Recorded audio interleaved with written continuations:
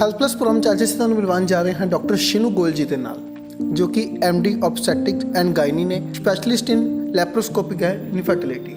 Doctor Shinu Goyal ji Delhi heart hospital ਵਿਖੇ ਆਪਣੀ ਸੇਵਾਵਾਂ ਦੇ ਰਹੇ ਨੇ ਅਤੇ ਇਸ ਤੋਂ ਪਹਿਲਾਂ ਡਾਕਟਰ ਸ਼ਿਨੂ ਗੋਇਲ ਜੀ ਵੱਲੋਂ DMC ਲੁਧਿਆਣਾ ਵਿਖੇ ਆਪਣੀਆਂ ਸੇਵਾਵਾਂ ਦਿੱਤੀਆਂ ਗਈਆਂ। ਬਾਂਝਪਨ ਦੇ ਮਰੀਜ਼ਾਂ ਲਈ ਡਾਕਟਰ ਸ਼ਿਨੂ ਗੋਇਲ ਜੀ ਕਿਸੇ ਵਰਦਾਨ ਤੋਂ ਘੱਟ ਨਹੀਂ ਹੈ।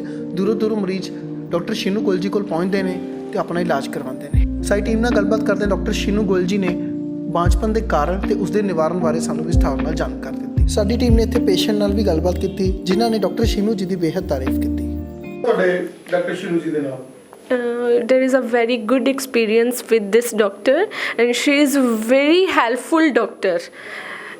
In 2020 my daughter was also born with through the hands of this doctor, and she is very helpful in each and every time. I call when I face any type of problem, then she helps me. She gave me a suggestion, you come in my hospital, and she gave me a medicine, and each and every time she helps me, and she pick call at every time. ਦਰਸ਼ਕੋ, health pulse programme 'ਚ ਤੁਹਾਡਾ ਸਵਾਗਤ ਹੈ। ਅੱਜ ਅਸੀਂ ਤੁਹਾਨੂੰ ਮਿਲਾਉਣ ਜਾ ਰਹੇ ਹਾਂ ਡਾਕਟਰ ਸ਼ਿਨੂ ਗੋਇਲ ਜੀ ਦੇ ਨਾਲ, ਜਿਹੜੇ ਪਿਛਲੇ ਲੰਬੇ ਸਮੇਂ ਤੋਂ ਦਿੱਲੀ ਹਾਰਟ ਵਿਖੇ ਆਪਣੀਆਂ ਸੇਵਾਵਾਂ ਦੇ ਰਹੇ ਨੇ। ਉਸ ਤੋਂ ਪਹਿਲਾਂ DMC ਦੇ ਵਿੱਚ ਉਹਨਾਂ ਨੇ ਆਪਣੀਆਂ ਸੇਵਾਵਾਂ ਦਿੱਤੀਆਂ। ਸ਼ਿਨੂ ਜੀ, ਸਵਾਗਤ ਹੈ ਤੁਹਾਡਾ ਸਾਡੇ ਸਪੈਸ਼ਲ ਸ਼ੋਅ 'ਚ। Thank you. I'm Dr. Shinu. I'm MD Obs and Gynae. I've been experiencing gynae. I'm doing gynae practice from last 10 years. Now from last 3-4 years, I'm attached to Delhi Heart. Previously, I was doing job in civil hospital, and I did my senior residency in DMC NH Ludhiana.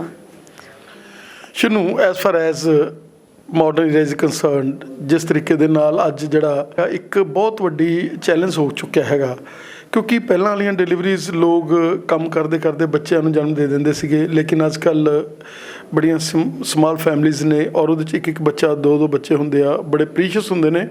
No doubt ਪਹਿਲਾਂ ਵੀ ਪੀਰੀਅਸ ਸੀ, ਲੇਕਿਨ ਅੱਜ ਕੱਲ੍ਹ ਜਿਹੜੇ ਹੈਗੇ ਬੱਚਿਆਂ ਦਾ ਉਹ ਵਾਲਾ ਸਭ ਸਿਨੈਰੀਓ ਔਰ ਅੱਜ ਦਾ ਸਿਨੈਰੀਓ ਬੜਾ ਬਦਲਿਆ ਹੋਇਆ। ਕੀ ਕਹਿਣਾ ਚਾਹੋਗੇ? ਹਾਂ, ਵੈਰੀ ਟਰੂ। ਸੋ ਅੱਜ ਕੱਲ੍ਹ ਇਹ ਹੈ ਕਿ ਪ੍ਰੈਸ਼ੀਅਸ ਪ੍ਰੈਗਨੈਂਸੀਜ਼ ਹੁੰਦੀਆਂ ਨੇ, ਇੱਕ ਤਾਂ ਲੇਟ ਏਜ ਮੈਰਿਜਿਸ ਹੁੰਦੀਆਂ ਨੇ, ਪ੍ਰੈਗਨੈਂਸੀਜ਼ ਕੰਸੈਪਸ਼ਨ ਡਿਫਿਕਲਟ ਹੋ ਜਾਂਦੀ ਹੈ। ਪਹਿਲੇ pre pregnancy infertility problems face ਕਰਨੀਆਂ ਪੈਂਦੀਆਂ ਨੇ। After conceiving then there is so much problems because of diet, exercise, lifestyle, all the other factors that affects the pregnancy also. So they need regular supplements and ultrasound care, and including antenatal care. So many problems, and even patients are also very concerned कि एक pregnancy होनी है, थोड़ी healthy होनी चाहिए, उसके विच कोई दिक्कत नहीं आनी चाहिए। So there are pressure on doctors also and patients also. So keeping in view all that, we need so many scans and level 2 advanced scans and color Dopplers also, so that ki, or even lifestyle factors are also, they are gaining so much weight in pregnancy. So having hypertension, diabetes, in even late age marriages also, and conception in late age also affects the pregnancies. Once they conceive and reach the term pregnancy, there is also a risk of so many operative indications, and even vaginal delivery also a risk in patients. There is risk of IUDs also, and even tears, PPH, infections, obstructive liver also, and even risk of cesareans and post pregnancy complications are also there. ਸ਼ਿਨੂ, ਕੀ ਕਹਿਣਾ ਚਾਹੋਗੇ ਕਿ ਕਿਸੇ ਸਮੇਂ ਦੇ ਉੱਤੇ ਲੋਕ IVF ਦਾ ਜਿਹੜਾ ਨਾਮ ਆ ਉਹ ਬੜਾ ਹੂਆ ਹੁੰਦਾ ਸੀਗਾ, ਔਰ ਅੱਜ ਜਿਹੜਾ IVF ਦਾ ਰੁਝਾਨ ਹੈਗਾ ਬਹੁਤ ਜ਼ਿਆਦਾ ਹੋ ਗਿਆ ਹੈਗਾ, ਔਰ ਲੋਕ IVF ਲਈ ਜਾਣ ਲੱਗੇ? IVF is basically a test tube pregnancy. तो पहला IVF इतनी कॉमन नहीं सी है, और ये कॉमन इसलिए भी नहीं सी कि पेशेंट्स ਨੂੰ ਅਵੇਅਰਨੈਸ ਵੀ ਨਹੀਂ ਸੀ, ਔਰ ਇਵਨ ਮੈਰਿजेस ਸਭ ਟਾਈਮ ਤੇ ਹੋ ਜਾਂਦੀਆਂ ਸੀ। ਅੱਜ ਕੱਲ੍ਹ ਆਪਣੇ ਸਾਰੇ ਕਰੀਅਰ ਵੱਲ ਦੌੜ ਰਹੇ ਨੇ, ਤਾਂ ਲੇਟ ਮੈਰਿजेस ਕਰਾਉਂਦੇ ਨੇ। ਇਵਨ ਲਾਈਫ ਸਟਾਈਲ ਇੰਨਾ ਚੇਂਜ ਹੋ ਚੁੱਕਾ ਹੈ ਕਿ ਇਵਨ ਡਾਈਟਰੀ ਲਾਈਫ ਸਟਾਈਲ ਵੀ ਚੇਂਜ ਹੋ ਚੁੱਕਾ ਹੈ ਕਿ ਓਵੇਰੀਅਨ ਪ੍ਰੋਬਲਮਸ ਕਾਫੀ ਆ ਗਏ ਨੇ, ਐਗਸ ਦੀ ਪ੍ਰੋਬਲਮਸ ਆ ਗਈਆਂ ਨੇ, ਇਵਨ ਤਾਂ ਬੱਚੇਦਾਨੀ ਦੇ ਵਿੱਚ ਰਸੌਲੀਆਂ ਕਾਮਨ ਹੋ ਗਈਆਂ ਨੇ। ਇਸ ਕਰਕੇ ਪੇਸ਼ੈਂਟਸ ਨੂੰ ਸਪੌਂਟੇਨੀਅਸ ਕੰਸੈਪਸ਼ਨ ਜਾਂ ਲੇਟ ਏਜ ਮੈਰਿजेस करके कंसेप्शन अपने आप होनी मुश्किल हो गई है। ऊपर से एडवांस टेक्नोलॉजी आ गई है कि IVF के रिजल्ट्स अच्छे हो गए ने, तो इस बारी तो पेशेंट्स का IVF के ਵੱਲ रुझान ज़्यादा हो गया है, और रिजल्ट्स अच्छे ने, इसलिए पेशेंट्स ਨੂੰ लगता है कि ईजीली कंसेप्शन हो जाती है। ਡਾਕਟਰ ਸਾਹਿਬ, ਤੁਸੀਂ ਆਪਣੇ ਇਸ ਹਸਪੀਟਲ ਦੇ ਵਿੱਚ IUI ਕਰਦੇ ਹੋ, ਔਰ IVF ਵੀ ਬਹੁਤ ਜਲਦੀ ਜਿਹੜਾ ਹੈਗਾ ਤੁਸੀਂ ਉੱਤੇ ਵੀ ਜਾ ਰਹੇ ਹੋ। ਕੀ ਕਹਿਣਾ ਚਾਹੋਗੇ ਕਿ ਬਹੁਤ ਸਾਰੇ ਪ੍ਰੋਸੀਜਰ ਜਿਹੜੇ IUI ਨਾਲ ਹੀ ਸੈੱਟ ਆ ਜਾਂਦੇ ਆ, ਜਿਸ 'ਚ IVF 'ਤੇ ਜਾਣਾ ਹੀ ਨਹੀਂ ਪੈਂਦਾ? ਦੇਖੋ IVF ਐਂਡ IUI ਬਹੁਤ ਡਿਫਰੈਂਟ ਪ੍ਰੋਸੀਜਰਸ ਨੇ। IVF ਉਹਨਾਂ ਦੇ ਵਿੱਚ ਹੀ ਕਰਦੇ ਆ ਜਿਨ੍ਹਾਂ 'ਚ ਟਿਊਬਲ ਬਲੋਕੇਜ ਵੀ ਹੈ ਪਲੱਸ ਰੈਕਰੈਂਟ ਫੇਲੀਅਰਸ ਹੋ ਰਹੇ ਨੇ ਜਾਂ ਹਸਬੈਂਡ ਫੈਕਟਰਸ ਵੀ ਹੈਗੇ ਨੇ। But IUI is a factor in ਵਿਚ the patients female factor is all common normal and male factor deficiency is there ਇਧਰ ਓਲੀਗੋ ਏਜ਼ੂਸਪਰਮੀਆ ਇਜ਼ ਦੇਅਰ। ਸੋ ਉਹਨਾਂ ਦੇ ਵਿੱਚ IUI ਕਰਦੇ ਆ। IUI is a minor just insemination of husband semen wash semen is kept inside the vagina. So IUI is a basic procedure. In those IUI basic procedure है जिन्हां दे विच husband male factor is deficient. ਔਰ ਉਹ ਇੱਥੇ hospital ਦੇ ਵਿੱਚ ਤੁਸੀਂ ਮਤਲਬ perform ਕਰਦੇ ਹੋ? ਹਾਂ, IUI we are doing IUI Delhi heart ਦੇ ਵਿੱਚ ਕਰ ਰਹੇ ਹਾਂ ਅਸੀਂ। ਸ਼ਿਨੂ ਜੀ, PCOD ਦੀ ਪ੍ਰੋਬਲਮ ਦੀ ਆਪਾਂ ਗੱਲ ਕਰ ਲਈਏ ਤਾਂ PCOD ਦੀ ਜਿਹੜੀ ਪ੍ਰੋਬਲਮ ਹੈਗੀ ਅੱਜ ਕੱਲ੍ਹ ਯੰਗ ਬਲੱਡਡ ਜਿਹੜੀਆਂ ਹੈਗੀਆਂ ਲੜਕੀਆਂ, ਛੋਟੀਆਂ ਲੜਕੀਆਂ ਨੂੰ ਹੋ ਰਹੀ ਆ, ਕੀ ਕਹਿਣਾ ਚਾਹੋ? PCOD ਹੁੰਦਾ ਪੋਲੀਸਿਸਟਿਕ ਓਵੇਰੀਅਨ ਡਿਜ਼ੀਜ਼। ਇਹਦੇ ਵਿੱਚ ਅੰਡੇਦਾਨੀ ਦੇ ਵਿੱਚ ਰਸੌਲੀਆਂ ਬਣ ਜਾਂਦੀਆਂ ਨੇ ਤਾਂ ਡੋਮੀਨੈਂਟ ਐਗ ਨਹੀਂ ਬਣ ਪਾਉਂਦਾ, ਇਸ ਲਈ ਯੰਗਸਟਰਸ ਜਾਂ ਟੀਨਏਜ ਦੇ ਵਿੱਚ ਪ੍ਰੋਬਲਮਸ ਜ਼ਿਆਦਾ ਨੇ। ਮੇਨ ਇਹਦੇ ਵਿੱਚ ਇਹੀ ਕਹਿਣਾ ਚਾਹੂੰਗੀ ਕਿ ਲਾਈਫ ਸਟਾਈਲ ਹੀ ਇਸ ਤਰ੍ਹਾਂ ਦਾ ਹੈ ਕਿ ਬੈੱਡ 'ਤੇ ਲੇਟ ਕੇ ਖਾਣਾ ਖਾਣਾ, ਕੋਈ ਵਾਕ ਨਹੀਂ ਹੈ ਔਰ ਇਵਨ ਸਾਰਾ ਦਿਨ ਲੇਟ ਨਾਈਟ ਸੋਣਾ ਔਰ ਸਵੇਰ ਲੇਟ ਉੱਠਣਾ, ਉਹਦੇ ਨਾਲ ਰਿਦਮਿਕ ਲਾਈਫ ਸਟਾਈਲ ਚੇਂਜ ਹੋ ਚੁੱਕਿਆ। ਉਹਦੇ ਕਰਕੇ ਆਪਣਾ ਹਾਰਮੋਨਲ ਡਿਸਟਰਬੈਂਸ ਹੋ ਜਾਂਦਾ ਹੈ ਤਾਂ weight gain is a main problem. ਉਹਦੇ ਕਰਕੇ ਆਪਣੀ ਮੈਂਸਟਰਲ ਪ੍ਰੋਬਲਮ ਹੋ ਜਾਂਦੀਆਂ later on, acne, weight gain, hirsutism, face 'ਤੇ ਬਾਲ, ਇਹ ਸਾਰੀਆਂ ਇਹਦੀਆਂ ਦਿੱਕਤਾਂ ਨੇ। ਲੇਟਰ ਔਨ ਆਫਟਰ ਮੈਰਿਜ ਇਹਨਾਂ ਨੂੰ ਦਿੱਕਤਾਂ ਆਉਂਦੀਆਂ ਨੇ ਕਿ ਪ੍ਰੈਗਨੈਂਸੀ ਨਹੀਂ ਹੋ ਪਾਉਂਦੀ। So PCOD is a very common problem in today's era. ਔਰ ਉਹਦੇ ਲਈ ਤੁਸੀਂ ਡਾਕਟਰ ਸਾਹਿਬ ਬੜੇ ਵਧੀਆ ਡਾਕਟਰ ਮੰਨੇ ਜਾਂਦੇ ਹੋ PCOD ਦੇ ਲਈ, ਕਿਉਂਕਿ ਤੁਸੀਂ ਕਾਉਂਸਲਿੰਗ ਦੇ ਨਾਲ ਹੀ ਆਪਣੀ ਔਰ ਜਿੱਦਾਂ ਲਾਈਫ ਸਟਾਈਲ ਤੁਸੀਂ ਕਹਿੰਦੇ ਉਹਦੇ ਨਾਲ ਹੀ ਅਟੈਚ ਕਰਕੇ ਬਹੁਤ ਸਾਰੇ PCOD ਦੇ ਜਿਹੜੇ ਪੇਸ਼ੈਂਟਸ ਹੈਗੇ ਉਹਨਾਂ ਨੂੰ ਨਵੀਂ ਜ਼ਿੰਦਗੀ ਦੇ ਚੁੱਕੇ ਹੋ।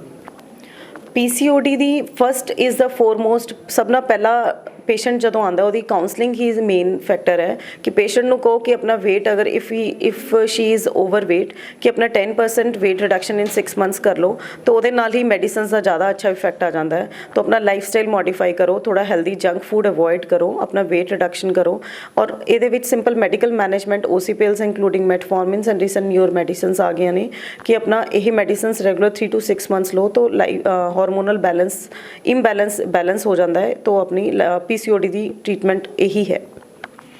ਸ਼ਿਵ ਜੀ, ਕੀ ਕਰਨ ਜਾਓਗੇ ਕਿ ਇਨਫਰਟਿਲਿਟੀ ਦੇ ਜਿਹੜੇ ਪੇਸ਼ੈਂਟਸ ਹੈਗੇ ਆ ਉਹਨਾਂ ਨੂੰ ਦੋਨਾਂ ਜੀਆਂ ਨੂੰ ਕਾਉਂਸਲਿੰਗ ਦੀ ਬਹੁਤ ਵੱਡੀ ਜ਼ਰੂਰਤ ਹੁੰਦੀ ਹੈ ਔਰ ਤੁਸੀਂ ਬਹੁਤ ਸਾਰੇ ਪੇਸ਼ੈਂਟਸ ਆਉਂਦੇ ਆ ਜਿਨ੍ਹਾਂ ਨੂੰ ਬੜੇ ਘਬਰਾਏ ਹੁੰਦੇ ਆ ਕਿਉਂਕਿ ਪਹਿਲਾਂ ਲੇਟ ਮੈਰਿਜ, ਜਿੱਦਾਂ ਤੁਸੀਂ ਕਿਹਾ ਕਿ ਲੇਟ ਮੈਰਿਜਸ ਹੁੰਦੀਆਂ, ਫਿਰ 1-2 ਸਾਲ ਜੇ ਬੱਚਾ ਨਹੀਂ ਹੋਇਆ ਤਾਂ ਉਹਨਾਂ ਦੇ ਬੜਾ ਪ੍ਰੈਸ਼ਰ ਸਿਚੁਏਸ਼ਨ 'ਚੋਂ ਆਉਂਦੇ ਆ ਔਰ ਤੁਸੀਂ ਉਹਨਾਂ ਨੂੰ ਈਜ਼ ਜ਼ੋਨ 'ਚ ਲੈ ਜਾ ਕੇ ਉਹਨਾਂ ਨਾਲ ਗੱਲਬਾਤ ਕਰਕੇ ਉਹਨਾਂ ਨੂੰ ਕਈ ਵਾਰ ਤਾਂ ਸਿੰਪਲ ਰੀਜ਼ਨਸ ਹੁੰਦੇ ਆ, ਕਈ ਵਾਰੀ ਟਾਈਮਿੰਗ ਦੇ ਉਹਨਾਂ ਨੂੰ ਪਤਾ ਹੁੰਦਾ। ਕੀ ਕਹਿਣਾ ਚਾਹੋ?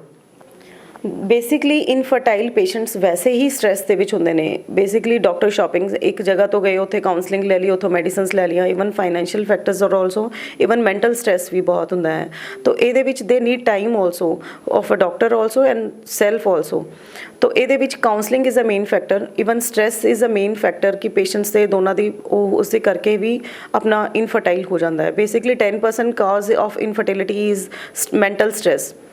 तो अगर आप पेशेंट्स की काउंसलिंग करिए before going for IVF both husband and wife तो IVF के रिजल्ट्स होर इंप्रूव हो जाते हैं।